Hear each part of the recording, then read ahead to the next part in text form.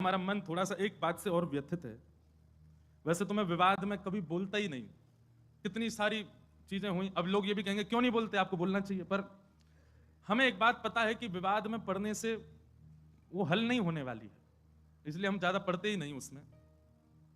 पर अभी हमारे पीछे कई लोगों ने फोन भी किया, कई लोग बोले भी, बोले महाराज जी आपको बोलना चाहिए, बोलिए बोलिए।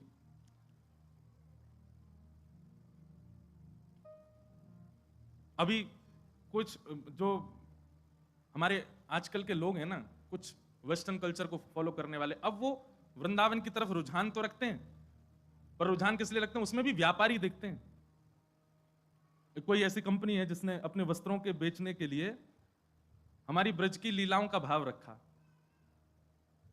एक विचार करो मन में, हरिराम व्यास जी की एक पंक्ति में लगभग हर कथा में गाता हूं, और उस पंक्ति में एक बात हरिराम व्यास जी कहते हैं, जहां श्री राधा चरण रेणु की कमला लेत बलैया।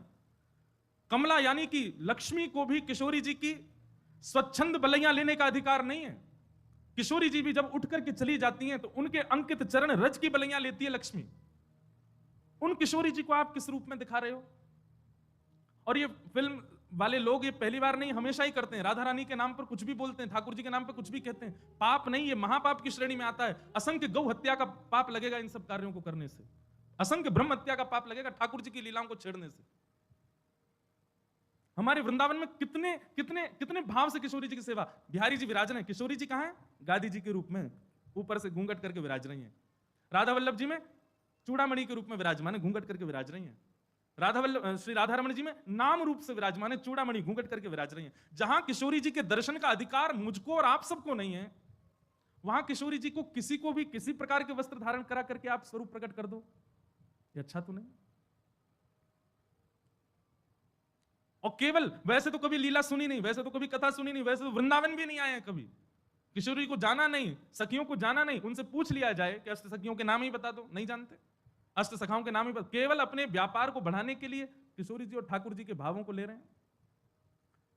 किशोरी जी और ठाकुर जी तो बड़े दयालु हैं, बड़े कृपालु हैं, कुछ नहीं कहेंगे। पर ये जो अष्ट सखियां हैं ना, और ये इनके चरणों के सदा दास बने हुए जो नक्षत्र आदि हैं, किसी दिन ये कुंपित हो गए, ऐसे मुंह के बल घेरेंगे कि उठ नहीं पाएगा कोई। हम प्रार्थना ही कर सकते हैं कि भैया इस प्रकार की ठाकुर जी के भावों को छेड़छाड़ मत करो। हमारे वृंदावन में 40-40, 50-50, 60-60 साल व्यतीत कर देते हैं महापुरुष, मधुकरी पाते हैं, यमुना जल में स्नान करते हैं, सर्दी गर्मी कुछ भी हो फिर भी भोर में मंगला करने के लिए जाते हैं। इतना शुद्ध भाव ठाकुर जी और किशोरी जी के प्रति रखते हैं, तब भी जाकर के राधा तत्व को पहचान नहीं पाते। और आप लोग कभी कथा नहीं सुनते, कभी लीलाएं नहीं जानते, कभी वृंदावन नहीं आए, और सीधे केवल अपनी वस्तुओं को बेचने के लिए ठाकुर जी का आश्रय लेते हैं। जितने भी युवा श्री किशोरी जी के आश्रित हैं, जितने भी युवा वृंदावन से जुड़े हैं, बड़े बूढ़ों को हम तंग नहीं कर रहे, युवाओं से कह रहे हैं, जितने भी युवा वृंदावन से जुड़े हैं, जितने भी वृंदावन के भाव से जुड़े हैं, वृंदावन का प्रसाद एक बार भी जिह्वा पर धारण किया है, किशोरी जी का नाम उच्चारण करते हैं, उर्धपुंड ब्रजरज अपने माथे से लगाते हैं, सब लोगों से हमारी प्रार्थना, आपका नाम जप, आपका व्रत, आपकी एकादशी, आपका वृंदावन आगमन सब व्यर्थ हो जाएगा यदि इसका विरोध नहीं किया तो। किशोरी जी के भाव में सब लोग आगे आइए। कुछ दिन पहले भी विवाद हुए थे, परंतु ये ज्यादा है। ये नहीं तो हमारे फिल्म जगत के लोग तो कभी भी कुछ भी करते हैं, राधा रानी पे ऐसे ऐसे फूड़ गीत भी बना देते हैं, उनके स्वरूप को कुछ भी दिखाते हैं। हम सत्य बताएं, मंच से पहली बार कह रहे हैं, आज तक श्री रामानंद सागर जी के द्वारा बनाई गई रामायण और पुरानी जो महाभारत थी उसके बाद जितने भी राधा कृष्ण या कोई भी ठाकुर जी के नाम से सीरियल भी बने हैं ना, किसी में रुचि नहीं आई आज तक, क्योंकि वो रूप आया ही नहीं जो आना चाहिए था। और हम एक और घोषणा करें, जैसे भक्तिपथ है ऐसे भक्तिपथ का एक और चैनल बनाया जा रहा है, क्योंकि आजकल के बच्चे जो हैं फोन एडिक्ट बहुत हो गए हैं। अधिकतर घरों में देखा गया, दूध नहीं पी रहा तो उसके सामने कुछ भी चला देंगे, वो देखता रहेगा कार्टून, और फिर उसके बाद में उसको खिला देंगे, पिला देंगे, जो भी करेंगे। तो हमने एक भाव रखा, जितनी भी लीलाएं ठाकुर जी की बाल्यकाल की सुनाते हैं कथा में, उन सबको कार्टून रूप में करके फिर उनको यूट्यूब पर डाला जाए।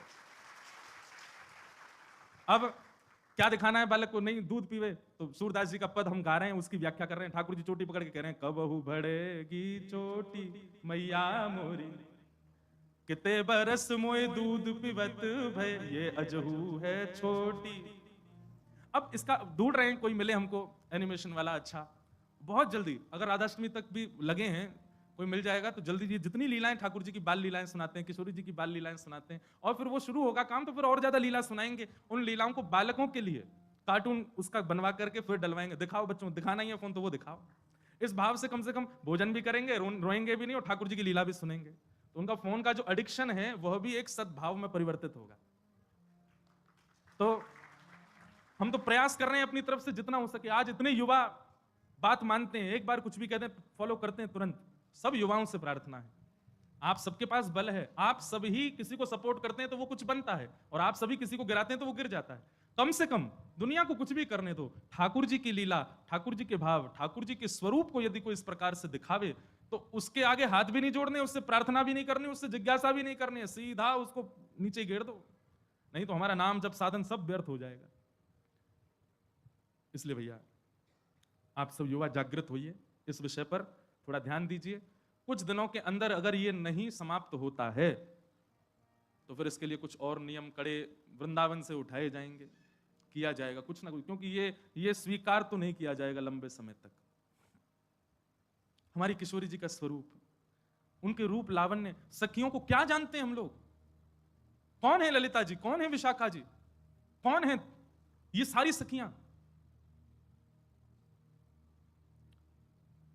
ये सब ऋषि मुनि महर्षि ना जाने कितने वर्षों की तपस्या करते हैं, तब जाकर के इन स्वरूपों में आकर के ठाकुर जी के साथ विहार कर रहे हैं। इसीलिए भय लगता है अधिकतर ठाकुर जी की रास लीलाओं को मंच से बोलने में। क्यों? क्योंकि हम लोग इस प्रकार की छवि बना लेते हैं। जिन किशोरी जी का रूप देख करके, अरे जिन किशोरी जी के नख चंद्रिका को देख करके मानव के चित्त से भयंकर रोग काम नष्ट हो जाता है, उन सखियों को आप उस रूप में दिखा रहे हो। इसीलिए तो हमारे यहां की रसोपासना को बार बार आचार्यों ने कहा, इसको गोपनीय रखो, इसको गोपनीय रखो, इसको गोपनीय रखो, इसको सबके सामने मत बोलो। संसार के लोग बड़े विचित्र हैं, ये किसी भी रूप में दिखा सकते हैं, किसी भी रूप में चिंतन कर सकते हैं। हम भी कभी कभी बोलते हैं कथा में, लेकिन भय लगता है। अब तो ऐसा मन में सच में कल से ये भावना आ रही है कि निकुंज की उपासना के विषय में अब चर्चा मैं भी कम ही करूं कथा में, और निकुंज की चर्चा करें भी तो सीमित लोगों में करें, और सीमित लोगों में भी करें तो उसका कोई टेलीकास्ट ना करवाएं, क्योंकि लोग तो कुछ भी समझ लेते हैं बातों को।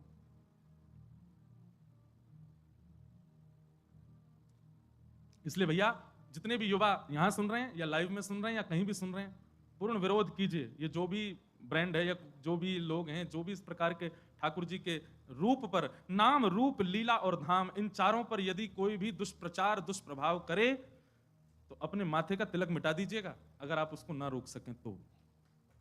मधुकर शाह अकबर के यहां गए। मधुकर शाह हरिराम व्यास के शिष्य थे। मधुकर शाह जी को जब दीक्षा प्रदान की तब से तिलक उर्दपुंड धारण करते थे। कहां के? ओरछा के राजा। जब अकबर के यहां पहुंचे तो अकबर ने मन में विचार किया कि शायद मुझे दिखाने के लिए जबरदस्ती बड़ा बड़ा तिलक लगा के आते हैं। तो अकबर ने जबरदस्ती कहा, भाई कल एक सभा होगी, उसमें दुनिया भर के राजा आएंगे, अगर किसी भी राजा को सांप्रदायिक रूप में मैंने देखा तो मैं अपनी तलवार से उसका सर धर अलग कर दूंगा। तो कितने सारे वहां गए थे, कोई टीका ही लगाते थे, कोई त्रिपुंड ही लगाते थे, कोई कुछ ना कोई। राजाओं को, आप पुराने राजाओं का किसी का भी माथा सूना नहीं देखेंगे, या आजकल के मानव माथे सूने से रहते हैं। नहीं तो माथा सूना रखना भी शास्त्रों में निषेध बताया गया है। जिसका माथा सूना हो, सुन लो, उसको यदि कोई भजनानंदी व्यक्ति देख ले तो उसका भजन कम हो जाएगा। इसलिए माथा सूना, जिसका माथा सूना है उसके ऊपर तो क्या ही प्रभाव होता होगा, कुछ नहीं तो एक बिंदी रखनी चाहिए। तो प्राचीन काल के राजा सब लगाते थे, केवल मुगल राजा जो थे ये तिलक नहीं धारण करते थे। तो कह दिया कि महाराज अगर कल किसी का सांप्रदायिक तिलक या जातिवाद या फिर किसी प्रकार के धर्म का स्वरूप मैंने माथे पर देखा तो मैं सर धर से अलग करवा दूंगा। डर के मारे कई राजाओं ने अपना तिलक उतार दिया। दूसरे दिन सभा में बिल्कुल महाराज साफ माथे से आए, लेकिन मधुकर शाह और दिन से भी भारी और मोटा तिलक लगा के आए। जैसे ही आए तो राजा ने भी स्पष्ट मधुकर शाह को नहीं कहा, बोले मुझे कुछ लोग दिख रहे हैं तिलक धारण करके आए हैं, मैं तलवार निकाल करके उनका सर धर से अलग कर दूंगा, उससे पहले समय दे रहा हूं, जाकर के जल से अपना माथा धो के आओ। मधुकर शाह ने भी अपनी तलवार निकाली, बोले कि जब तक तिलक मस्तक पर है तब तक तो तेरी तलवार मेरा गर्दन छू नहीं सकती, तिलक मिटने के बाद तेरी तलवार जरूर मेरे गले तक आ जाएगी। तो राजा भूल जाना कि तुम मेरा गला सर धर से अलग कर दोगे, तिलक जब तक है, मेरे गुरु के पाद चिन्ह जब तक मेरे माथे पर विराज रहे हैं, युगल सरकार के चिन्ह जब तक माथे पर विराज रहे हैं, तब तक तेरी तलवार नहीं छू सकती। और तुम चाहे सभा से बेदखल करो तो हम तिलक नहीं उतारेंगे। पूरी सभा में मधुकरशा तिलक में ही बैठे रहे, राजा की हिम्मत नहीं हुई कि उनको ऊपर प्रहार कर सके। तो तिलक है, नाम है, लीला है, रूप है। कई लोग रूप धारण करते हैं केवल वृंदावन में, बाहर जाते ही फिर जींस फटी जींस में आ जाते हैं, बाहर जाते ही फिर बदल जाते हैं। क्यों? ये तो वृंदावन के लिए बस हमारा, काय को? ठीक है, ऑफिस के कॉलेज के लिए इतनी तो मैं भी ज्यादा पीछे नहीं पड़ूं, पर अपने रूप स्वरूप को वैष्णव एक बार यदि बनाया तो नित्य वैष्णव भाव में ही रखो। ये कोई फैशन नहीं है कि आप कभी भी धारण करो कभी भी उतार दो, नित्य रहो ऐसे ही। अरे ज्यादा अच्छा अच्छा पहनने का शौक, इसमें ही पहनो, लेकिन रहो ऐसे ही। इसलिए भैया इन कुछ बातों पर ध्यान रखो और इसका पूर्ण विरोध करो। कुछ दिन में अगर ये चीज समाप्त नहीं हो तो फिर हम कुछ और बताएंगे क्या करना है।